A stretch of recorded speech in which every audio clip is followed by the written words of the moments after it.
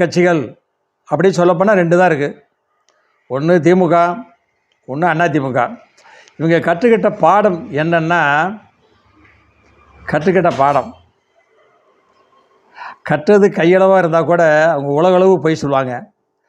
ஏதாவது ஒரு கேள்வியை நீங்கள் கேட்டால் தவறு என்று சொன்னாலும் கூட ஒப்புக்கொள்ளவே மாட்டாங்க.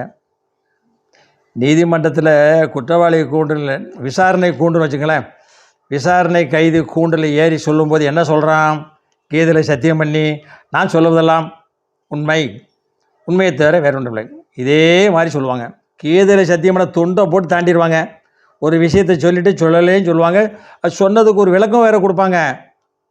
ஆமாம், அதுதான் திராவிட கட்சிகளுடைய சாமர்த்தியம்னு இவங்க நினச்சிக்கிட்டு இருக்காங்க. மக்கள் முட்டாளா கிடையாது. நானே புரிஞ்சுக்கிட்டேன். நான் முட்டாளா இல்லை. அதேமாதிரி நீங்கள் புரிஞ்சுக்க மாட்டீங்களா அப்படின்னு சொல்லிட்டு அடுத்த வீடியோவில் வரேன்.